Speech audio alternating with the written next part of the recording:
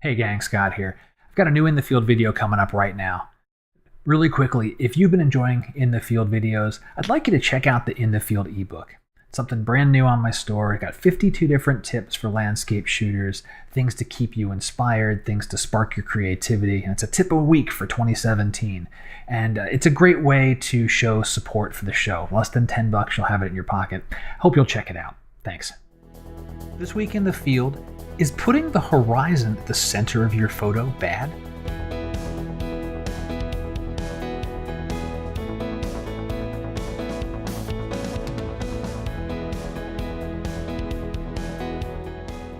Hey everyone, I'm Scott Davenport. Welcome to In the Field. If this is the first time you're checking out my channel, thanks very much for stopping by. I hope you like what you see and you'll subscribe. So today's In the Field topic is a centered horizon, and this is a Q&A. I got a question from Bill about a centered horizon photo that I showed during an On One Live event back in December. And so I had this photo of a place called Secret Beach, and he very observantly said, "Oh, but that horizon looks like it's almost dead center. Isn't that kind of a, not so much a bad thing?" It's like, well, why did you do that? What was the choice and the thought process behind that? So let me show you the photo, or at least one of the several photos I took of this scene at Secret Beach. And as you can see, the horizon line is more or less at the center of the frame. And there's a couple of reasons behind that choice. One is just the physics of the location. I'm standing at the edge of what is, I'm going to guess, to be a 50 to 70 sheer drop, and I could not get much closer than that.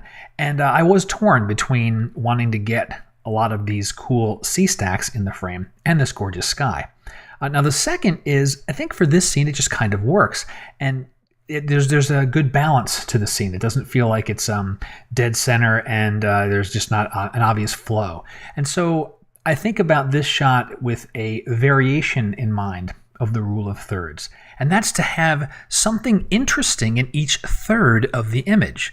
And so in the bottom third, I've got this cool evergreen tree that's growing out of the rocks. And then I've got things in the midground. I've got my sea stacks, and then the upper third has got nice sky. And I left this open a little bit. I could see this being, something, words or copy across this if I were to do something like this for like a travel location type shot.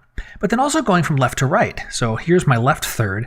I've got something interesting. The middle third, I've got nice foreground here. I've got some brightness. And then the right third has got this nice sweep of clouds going on.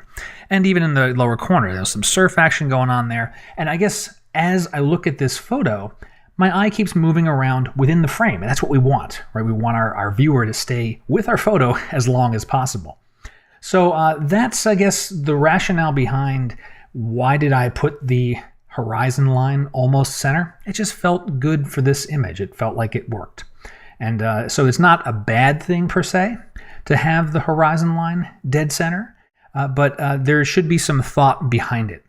One of the classic examples of having a horizon at the center is when you've got symmetry in a scene. You've got something reflected in water, or just some type of geometric pattern. Maybe it's in architecture, maybe it's a road that is going off to infinity, and then that makes sense for that to kind of go right to the center of the frame. So those are some of the examples.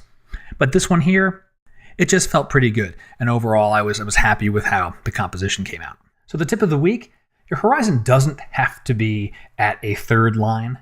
It's okay if it's dead center. It's okay if it's in like the upper eighth or the lower eighth. It really just depends on the overall feel of the scene.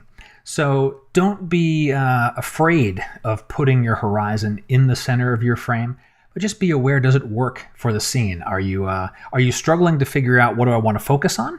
Do I want the sky? Do I want the foreground? Or is it a conscious choice because it just works for the way you want your composition to be? Bill, thanks very much for that question. It was a good one. Hopefully this helped you out. And if you've got questions, go ahead and hit me up. You can contact me directly through my website, comments on the video, Instagram, Twitter. I'm in a bunch of different places, however you'd like to find me. And I would appreciate it if you like this show, please share it with a friend. Tell someone else, and let's keep the community growing, and we can all start helping each other out. Some of the comment threads on the videos have been great. I've been learning some stuff. Others have been learning some stuff, and that's kind of the whole point. We all get better at photography together. Well, until next time, my name is Scott Davenport, and happy shooting.